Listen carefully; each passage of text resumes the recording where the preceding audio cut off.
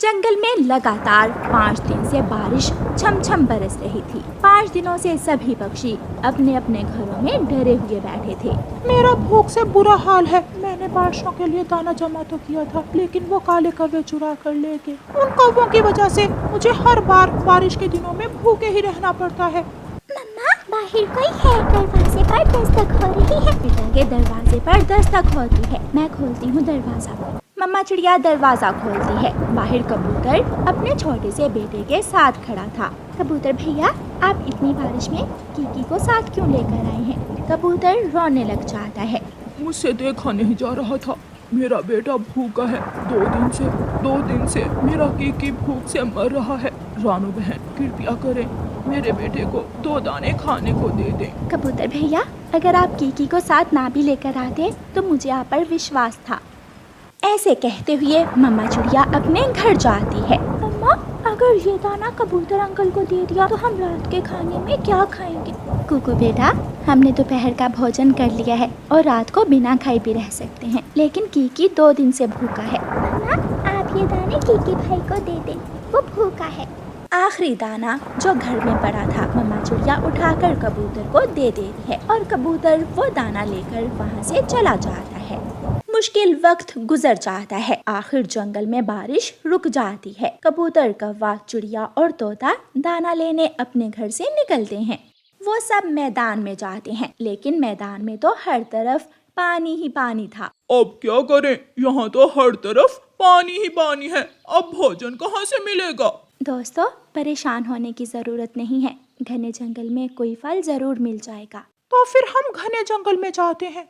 लेकिन घने जंगल में 2 ही फलदार पेड़ थे जो जड़ से उखड़कर गिरे पड़े थे और उन पर कोई भी फल नहीं था। ये तो बहुत बुरा हुआ। आम का पेड़ भी टूट गया और जामुन का भी। अब तो चिंता की बात है। सभी पक्षी शाम को बिना दाना लिए ही अपने अपने घरों को लौट जाते हैं। कालू, दाना कहाँ है? मैदान में हर तरफ पानी ही पानी था और घने जंगल से कोई फल भी नहीं मिला। बहुत मुश्किल आन पड़ी है। ये बारिश जब भी आती है जंगल में पक्षियों के लिए मुसीबत बना देती है। मम्मा, आप परेशान मत हो, देखना हमें कहीं ना कहीं से दाना जरूर मिल जाएगा और हम सब जी भरकर दाना खाएंगे। दूसरे दिन कुकू और गुड़िया सुबह सवेरे ही अपने घर से निकलते हैं और जंगल जाकर ऊंचे पेड़ पर बैठ जाते हैं। कुकू भाई, वो सामने वाले ऊंचे पेड़, वो जो घाटी के उस पार है। हम कभी भी दाना लेने वहाँ तक नहीं गए।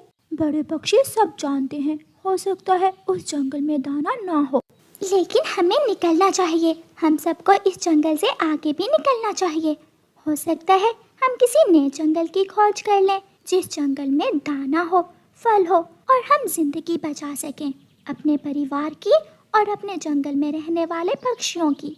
तो फिर चलो, आपका भाई आपके साथ है।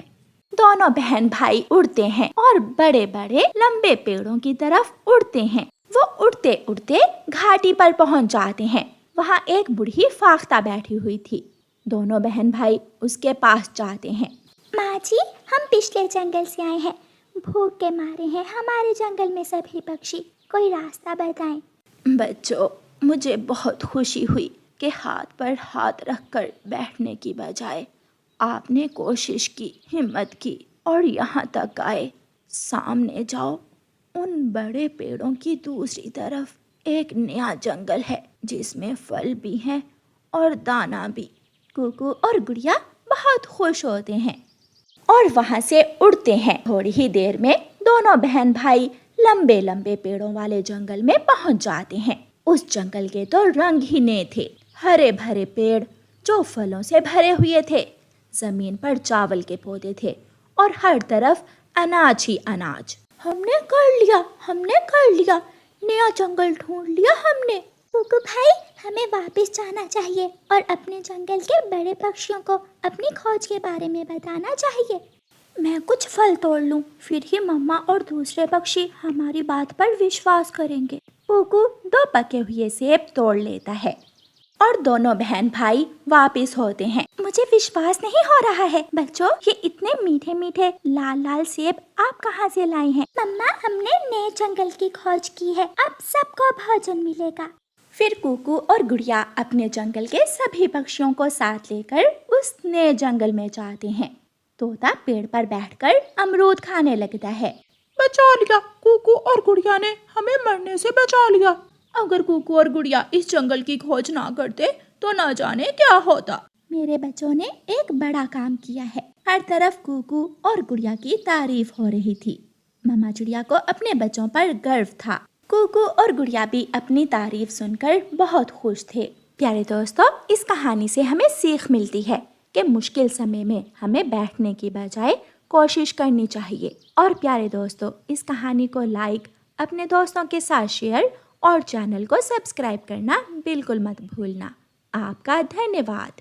कुकू की मम्मा 3 दिन से बीमार थी। उसे तेज बुखार था। जंगल में बारिश हो रही थी और ऐसे बारिश के मौसम में रानू चिड़िया का बेटा कुकू अकेला अपनी माँ के लिए दाना लेने निकला हुआ था। वो कौवे के दरवाजे पर दस्तक देता है। क्या बात है बेटा, बताओ। अंकल, आपने दाना लेने कब जाना है? मुझे भी अपने साथ ले जाए। बेटा, ऐसे मौसम में दाना लेने कौन जाएगा? मेरे घर में तो दाना है। अच्छा, मुझे अकेले जाने से डर लग रहा था। कुकू ऐसे कहते हुए वहाँ से चला जाता है। तोते अंकल, मम्मा को 3 दिन से बुखार है। आप दाना लेने मुझे भी अपने साथ ले जाएं। बेटा, मेरे पास तो घर में भोजन है। अंकल, मुझे भी उस भोजन में से थोड़ा सा भोजन दे दे। मेरी मम्मा बीमार है। बेटा, हम तोते इन दिनों लाल मिर्ची खाते हैं, लेकिन आप सब पक्षी लाल मिर्ची नहीं खा सकते और मेरे पास घर में लाल मिर्ची के सिवा कुछ नहीं है। दाना कहाँ से मिलेगा मुझे? आप बता दें। यहाँ से सीधे जाओ, मुझे पेड़ों की दूसरी तरफ मैदान है और मैदान में गेहूँ या चावल का दाना मिलता है। कुकू उड़ता है और घने जंगल से गुजरता हुआ ऊंचे पेड़ों की तरफ जाता है। रास्ते में उसे एक छोटा सा कबूतर का बच्चा जमीन पर झाड़ियों में फंसा हुआ दिखाई देता है। कुकू उस बच्चे के पास जाता है। मेरा कीकी न जाने कहाँ चला गया। पति जी, एक बार दोबारा जंगल जाएं, कहीं मेरा बेटा बारिश के कारण झाड़ियों में न फंस गया हो।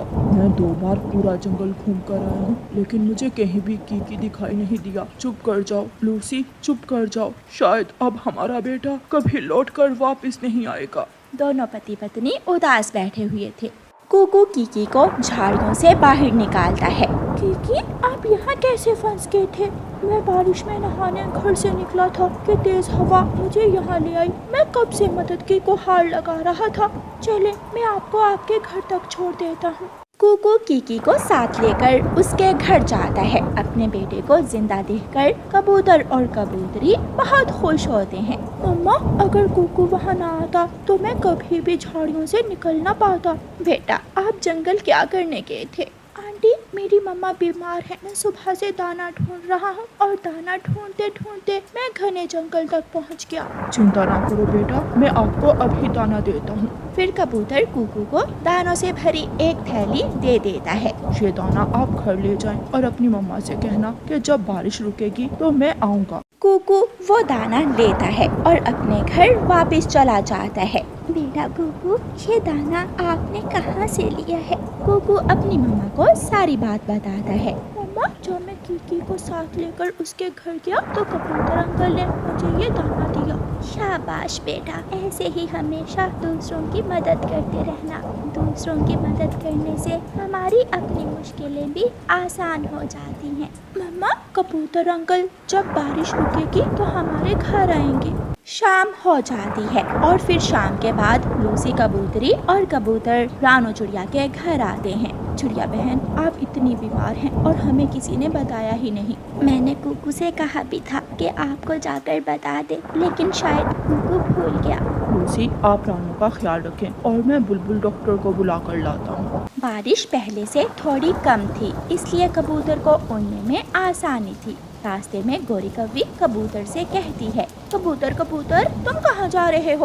रानू चिड़िया को तेज बुखार है। मैं रानू चिड़िया की दवा लेने बुलबुल के पास जा रहा हूँ। दफा करो उस छोटी चिड़िया को, वो कौन सा तुम्हारे किसी काम आएगी। गोरी, हम सब एक जंगल में रहते हैं और हमें एक दूसरे की जरूरत पड़ जाती है। अभी आज ही चिड़िया के बेटे कुकू ने मेरे बेटे की जान बचाई है। तो फिर जाओ और नौकर बनकर काम करो रानू चिड़िया के, मुझे क्या। कबूतर गोरी कौवी की बातों में नहीं आता और बुलबुल की तरफ चला जाता है। बुलबुल के घर को बाहर से ताला लगा हुआ था। कबूतर बुलबुल के घर के पास जाकर पेड़ की डाल पर बैठ जाता है।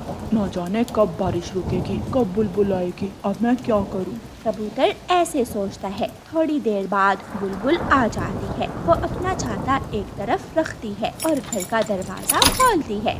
कबूतर बुलबुल के घर में चला जाता है। बुलबुल डॉक्टर, आप कहाँ थी? चिड़ रानी के सर में बहुत दर्द था, मैं उसे दवा देने गई थी। फिर कबूतर बुलबुल डॉक्टर से रानो चिड़िया के बुखार की दवा लेता है और वापस चला जाता है।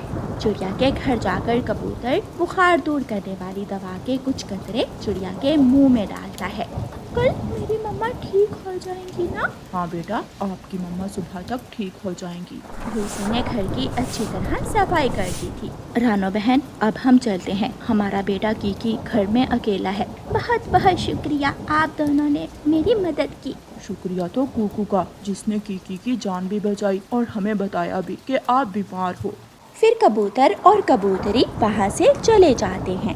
मम्मा सॉरी, मैं आपकी दवा ना ला सका। बेटा, ये सब आपकी वजह से ही हुआ है। जो नेकी आपने कीकी के साथ की, उसी के बदले में ऊपर वाले ने हमारे लिए भी मदद भेज दी। फिर रात हो जाती है और बारिश की मध्यम मध्यम आवाज में दोनों माँ बेटा सो जाते हैं। खिड़की से ठंडी ठंडी हवा ने घर को ठंडा कर दिया था और दोनों माँ बेटा गहरी नींद सोए रहते हैं। प्यारे दोस्तों, हमेशा दूसरों की मदद करें और कोशिश करते रहें। और प्यारे दोस्तों, कहानी को लाइक, अपने दोस्तों के साथ शेयर और चैनल को सब्सक्राइब करना बिल्कुल मत भूलना। आपका धन्यवाद। कालू कौवा जंगल जंगल घूमता और दूसरे पक्षियों को धोखा देकर उनके घरों में रहता और मुफ्त का भोजन खाता था। कालू कौवा अपना जंगल छोड़कर आज ही पहाड़ों वाले जंगल में आया था।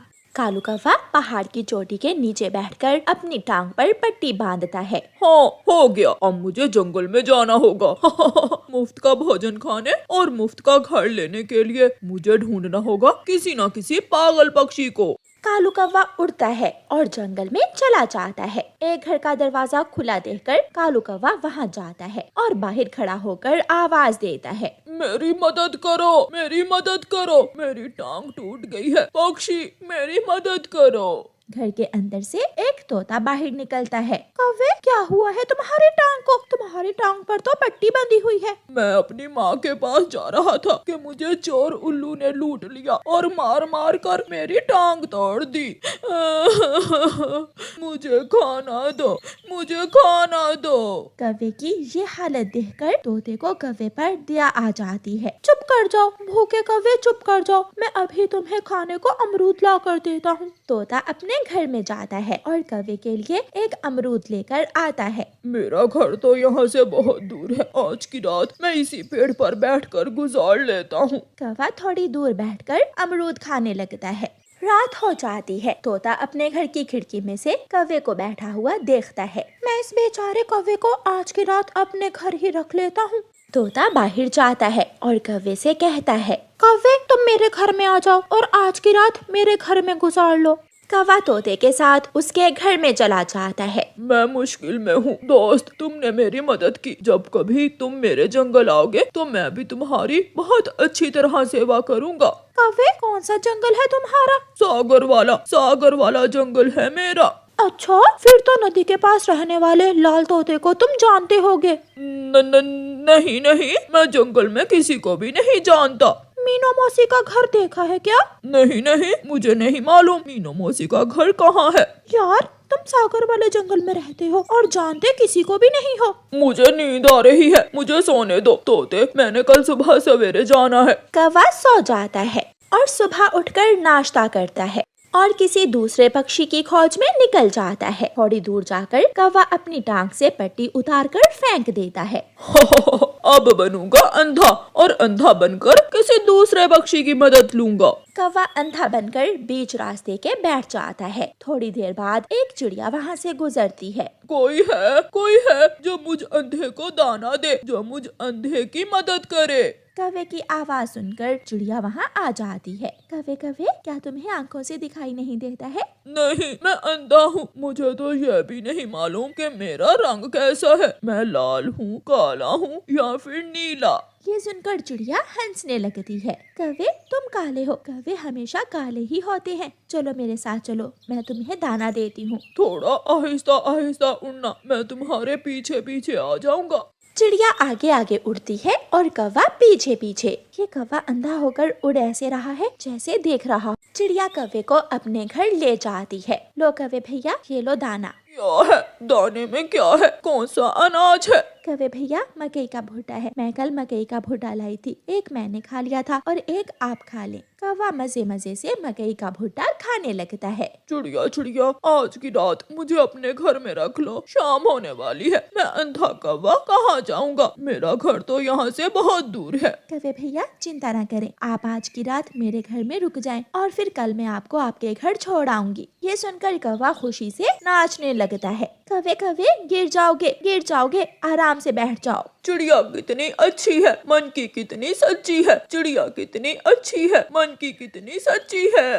कौवा आराम से घोंसले में लेट जाता है। कौवे, मटके में पानी नहीं है, मैं नदी से पानी लेकर आती हूँ और तुम आराम कर लो। हाँ हाँ, आराम ही तो मैं करता हूँ। मैं अंधा कौवा कौन सा कोई काम धंधा कर सकता हूँ।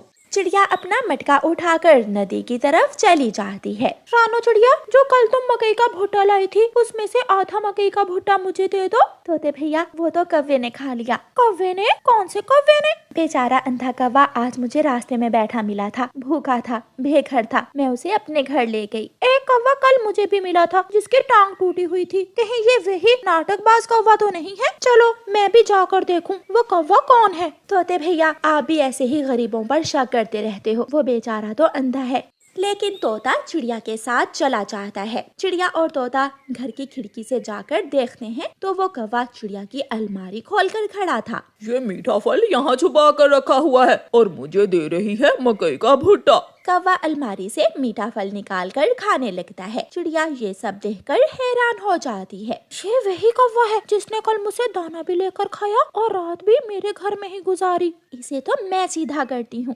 चिड़िया और तोता घर में जाते हैं, लेकिन कौवा फिर से अंधा बनकर बैठ जाता है। रानो चिड़िया दूसरे कमरे से झाड़ू उठा कर ले आती है। चिड़िया चिड़िया, क्या है तुम्हारे पास? कौवे कौवे, मेरे पास फूल है, मैं तुम्हें फूलों का हार पहनाने लगी हूँ। लेकिन ये तो झाड़ू है, बचाओ बचाओ। कौवा वहाँ से भागने लगता है, लेकिन चिड़िया कौवे को पकड़ लेती है और झाड़ू से कौवे की खूब पिटाई करती है। तोता कौवे को पिटता हुआ देखकर हंस रहा था। चालाक कौवे, पकड़े गए हो, तुम पकड़े गए हो। किसी न किसी तरह कौवा खिड़की के रास्ते जान बचाकर वहाँ से भाग जाता है। वो तेजी से भागता और रुककर पीछे मुड़कर देख लेता और फिर से भागता। चिड़िया और तोता कौवे की नौटंकी से बहुत हंसते हैं। ऐसे धोखेबाज कौवों की वजह से अब जंगल के पक्षी किसी पर विश्वास नहीं करते। वो तो मैं आ गया, वरना ये कौवा रातों रात तुम्हारा सारा दाना खा जाता। फिर तोता अपने घर चला जाता है और चिड़िया मीठी नींद सो जाती।